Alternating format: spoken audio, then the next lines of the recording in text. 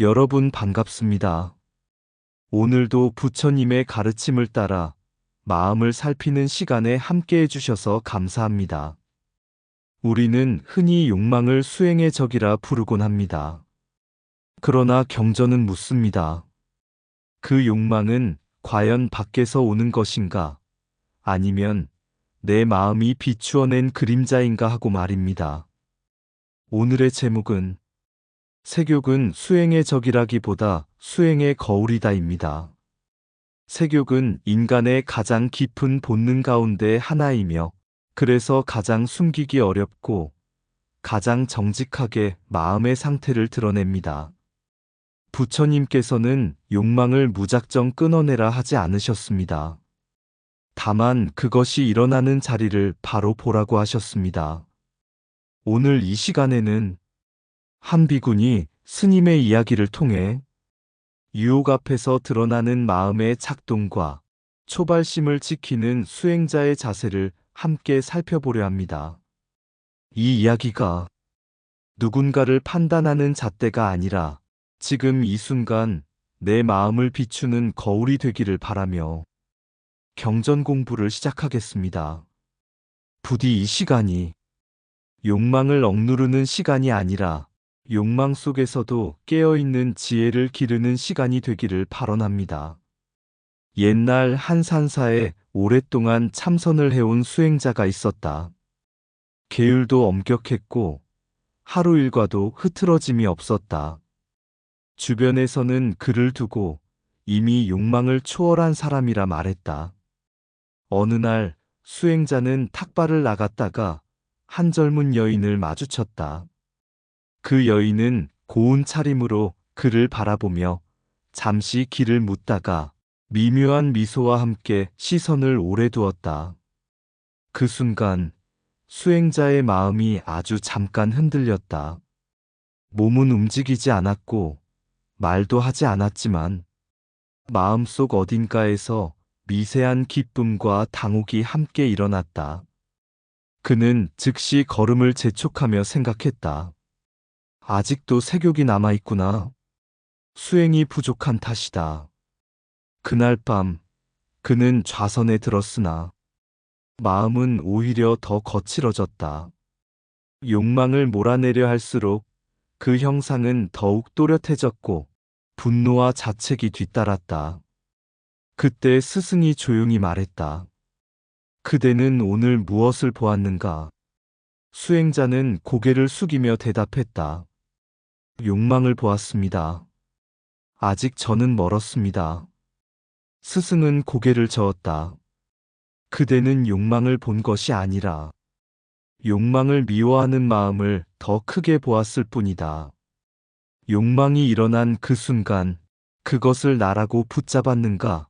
아니면 한 생각이 일어났다가 사라지는 것을 보았는가? 수행자는 말없이 앉아 있었다. 스승은 다시 말했다. 거울은 얼굴을 더럽히지 않는다. 다만 얼굴에 묻은 먼지를 드러낼 뿐이다. 색욕도 그러하다. 그것은 수행의 실패가 아니라 아직 남아있는 집착을 보여주는 거울이다. 그날 이후 수행자는 욕망이 일어날 때마다 싸우지 않았다. 쫓아내지도 따라가지도 않았다. 다만 일어남과 사라짐을 그대로 지켜보았다. 신기하게도 그럴수록 욕망은 힘을 잃었고 마음은 점점 더 가벼워졌다. 사람들은 그에게 묻곤 했다. 어떻게 색욕을 이겼습니까? 그는 미소 지으며 대답했다. 이긴 적은 없습니다. 다만 비추어 보았을 뿐입니다. 그때서야 그는 알았다. 색욕은 수행을 가로막는 벽이 아니라 마음이 아직 붙잡고 있는 것을 정직하게 보여주는 거울이라는 것을. 그래서 부처님의 길은 욕망을 없애는 길이 아니라 욕망 속에서도 깨어있는 길임을. 옛 경전에 전해지는 한 비군이 스님의 이야기가 있다. 이 이야기는 색욕이 무엇인지 그리고 수행자의 마음이 어디에 서 있는지를 가장 날것으로 드러낸다. 어느 날 깊은 숲 가까이에 머물며 정진하던 한 비군이 스님 앞에 젊은 청년이 나타났다. 청년은 스님의 청정한 위와 고요한 눈빛에 마음이 흔들렸다. 그는 처음에는 공손한 말로 다가왔다. 스님은 참으로 아름다우십니다. 비군이 스님은 조용히 대답했다. 아름다움이란 꿈에서 본 황금나무와 같고 그림자놀이와 같아 실체가 없다. 그러나 청년의 마음은 멈추지 않았다. 말은 점점 노골해졌고 찬탄은 집착으로 변해갔다. 청년은 스님의 눈을 바라보며 말했다. 스님의 눈이 저를 이토록 괴롭게 합니다. 그때 비군이 스님은 잠시도 머뭇거리지 않았다. 그녀는 조용히 말했다. 그대가 집착하는 것이 이 눈이라면 이것이 그대의 번뇌를 끊는데 도움이 되기를 바란다. 그리고는 스스로 자신의 눈을 뽑아 청년의 손에 쥐어주었다. 청년은 그 자리에 무너져 내렸다. 그가 원했던 것은 욕망의 대상이었지만 그가 마주한 것은 욕망의 끝이었다. 살과 피 앞에서 애욕은 설 자리를 잃었고 그의 마음속 가래는 공포와 참회로 바뀌었다. 이 장면은 충격적이다. 그러나 경전은 이 이야기를 자학이나 극단의 예로 전하지 않는다. 비군이 스님은 청년을 벌하기 위해 눈을 뽑은 것이 아니다. 또한 자신의 몸을 미워해서 그런 것도 아니다. 그 행위는 세욕이 얼마나 허망한 대상에 집착하는지를 한순간에 드러내는 지혜의 칼날이었다. 이 눈은 아름다움이 아니라 청년의 마음속 탐욕이 만들어낸 허상이었기 때문이다. 더 중요한 것은 이 비군이 스님의 마음이 조금도 흔들리지 않았다는 점이다. 세욕이 스쳐갔지만 머물지 못했고 유혹이 다가왔지만 뿌리를 내리지 못했다. 이것이 바로 불퇴전의 신심이다. 물러나지 않겠다는 결의가 아니라 이미 물러날 자리가 없는 마음의 상태다. 경전에서 말하는 진정한 청정은 대상을 제거해서 얻어지는 것이 아니다. 대상이 와도 마음이 움직이지 않을 때 비로소 드러나는 것이다. 욕망은 밖에서 오지 않는다. 집착이 남아있는 마음이 스스로 불러온다. 색은 죄가 아니나 색에 붙드는 마음은 스스로를 묶는다. 수행자는 유혹을 두려워하지 않는다. 다만 유혹 앞에서 드러나는 자신의 마음을 본다.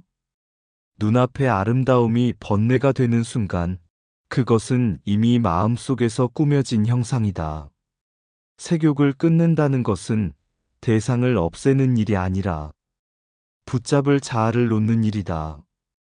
유혹이 깊을수록 수행자의 마음은 더욱 정직하게 드러난다. 불퇴전이란 물러서지 않겠다는 다짐이 아니라 물러설 자리가 사라진 마음의 상태다. 감각은 지나가는 바람이지만 집착은 스스로 만든 사슬이다. 욕망이 일어났음을 아는 순간 이미 지혜는 한 걸음 앞서 있다. 색욕은 수행을 더럽히지 않는다. 다만 남아있는 번뇌를 숨김없이 비춘다. 마음이 흔들릴 때 그 흔들림을 미워하지 말고 바라보라. 아름다움은 대상에 있지 않고 그것을 붙잡으려는 마음에 이름이 붙는다. 참된 용맹은 욕망과 싸우는 것이 아니라 욕망을 투명하게 보는 데서 나온다. 유혹 앞에서 깨어 있으면 그 자리는 곧 도량이 된다. 색욕이 사라져서 해탈하는 것이 아니라 색욕의 실상을 보았을 때 자유가 시작된다. 한 수행자가 있었다. 그는 늘 마음을 단속하며 말했다. 생욕은 죄다. 수행자는 이것을 반드시 이겨야 한다. 그는 아름다운 것을 보면 곧바로 눈을 피했고 감각적인 즐거움이 다가오면 마치 독을 만난 듯 몸을 움츠렸다. 겉으로 보기에 그는 청정해 보였다. 그러나 밤이 되면 마음은 쉬지 않았다. 억눌린 생각들은 더 또렷한 형상으로 떠올랐고 그는 스스로에게 분노했다. 왜 아직도 이런 마음이 일어나는가? 어느 날 스승에게 이 일을 털어놓았다. 스승은 물었다. 그대는 세욕을 없애려 하는가? 아니면 세욕을 미워하고 있는가? 수행자는 말문이 막혔다. 스승은 조용히 손에 물그릇을 들었다. 이 물을 보라. 그대가 이것을 흔들면 물결이 일어난다. 흔들리는 물을 가만히 두지 못하고 계속 붙잡아 멈추려 하면 어떻게 되겠는가? 더 요동칩니다. 그렇다. 색욕도 이와 같다. 억누르면 미움이 생기고 풀어버리면 가래가 깊어진다. 둘 다 마음을 흔드는 손이다. 그제서야 수행자는 색욕이 문제가 아니라 그에 붙어있는 마음의 태도가 문제임을 깨닫기 시작했다. 스승은 이어 말했다. 색욕이 수행을 흔드는 이유는 그것이 감각의 문제가 아니라 나라는 감각을 키우기 때문이다. 아름다움을 느끼는 나, 쾌락을 원하는 나, 만족하거나 실망하는 나. 이 나가 강화될수록 무아의 통찰은 흐려진다. 그래서 색욕은 도덕적으로 나빠서가 아니라 마음을 바깥 대상에 묶어 흐름을 끊기 때문에 장애가 되는 것이다. 수행자는 물었다. 그렇다면 그냥 욕망을 풀어버리면 됩니까? 스승은 고개를 저었다. 욕망을 따라가는 순간 그대는 이미 그 욕망이 만든 길을 걷고 있다. 그 길은 늘 같은 자리로 되돌아온다. 중도의 길은 억제도 방임도 아니다. 욕망이 일어나는 그 자리를 있는 그대로 보는 것이다. 그날 이후 수행자는 욕망이 일어나면 쫓아내지도 정당화하지도 않았다. 그저 이렇게 살폈다. 이것은 감각이고, 이것은 쾌감이고, 이것은 붙잡고 싶다는 의지다. 그렇게 바라보는 동안 욕망은 더 이상 명령하지 못했다. 주인이 아니라 손님이 되었기 때문이다. 수행자는 알게 되었다. 색욕은 죄가 아니라 집착의 한 얼굴이며 그 집착을 비추어 볼 수 있을 때 그 자체가 수행의 재료가 된다는 것을. 그래서 부처님의 길은 욕망을 끊어내는 칼이 아니라 욕망을 통과해 지혜로 나아가는 길이었다. 이것이 수행을 흔드는 마음의 작동 원리이며 억제와 방임을 넘어서는 중도의 가르침이다. 색욕이 죄가 되는 것이 아니라 색욕을 붙잡는 마음이 스스로를 묶는다. 감각은 일어나도 괜찮다. 문제는 그것을 나라고 부르는 순간이다. 억눌린 욕망은 그림자가 되어 자라나고 방임된 욕망은 습관이 되어 굳어진다. 수행을 흔드는 것은 쾌락이 아니라 쾌락을 소유하려는 생각이다. 색욕은 마음을 흐트러뜨리되 지혜로 보면 스승이 된다. 욕망을 없애려 할수록 욕망은 더 분명한 이름을 얻는다. 가래는 대상에서 생기지 않고 집착하는 마음에서 완성된다. 중도는 욕망이 없는 상태가 아니라 욕망에 끌려가지 않는 깨어 있음이다. 쾌락을 느끼는 나는 생기되 그 나를 붙잡지 않으면 고는 자라지 않는다. 욕망을 따르는 것도 집착이고 욕망을 미워하는 것도 또 하나의 집착이다. 색욕은 수행의 적이 아니라 마음의 흐름을 가장 빠르게 드러내는 거울이다. 집착이 강할수록 무아의 자리는 더욱 멀어진다.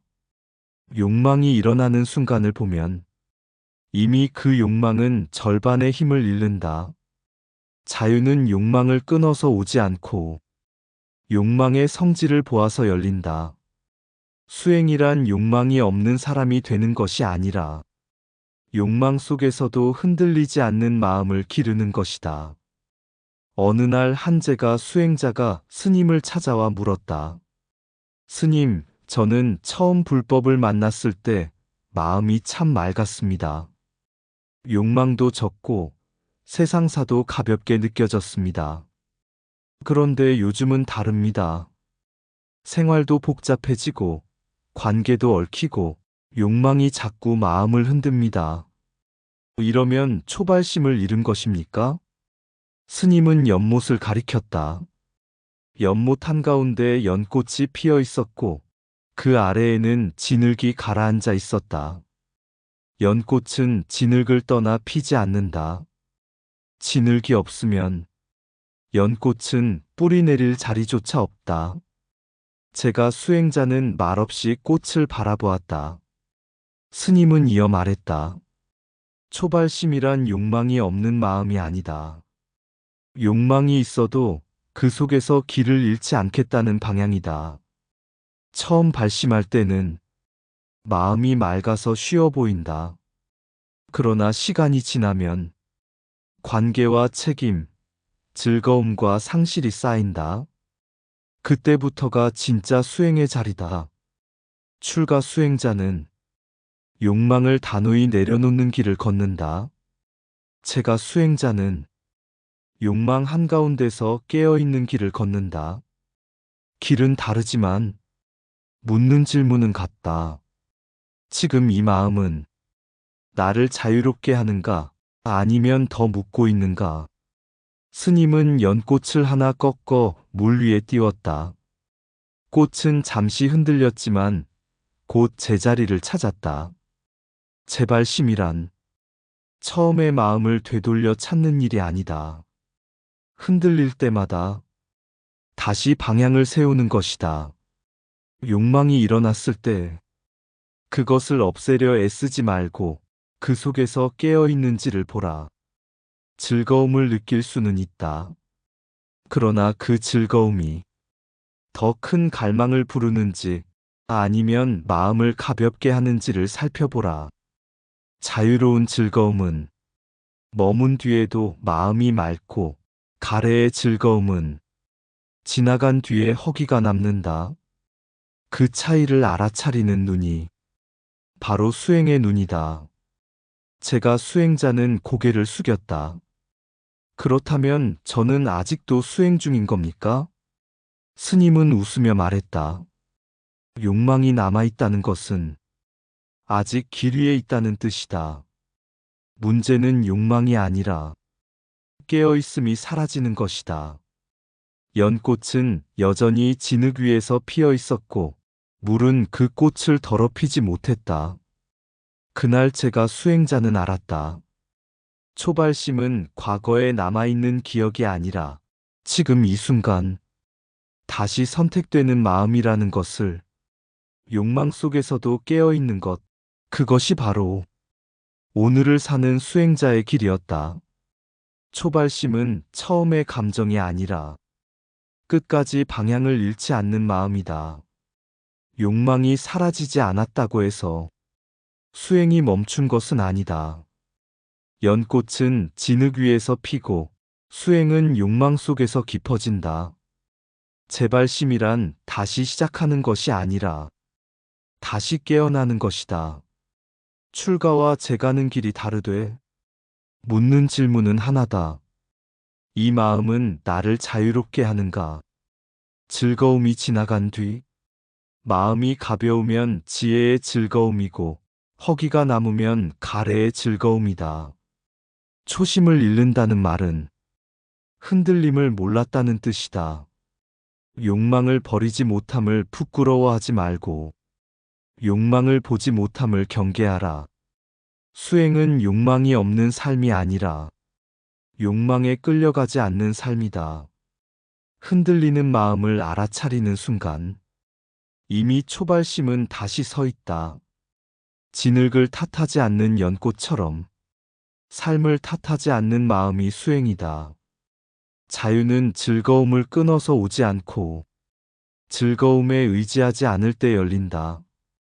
오늘의 발심은 어제의 다짐보다 지금의 깨어있음에 있다.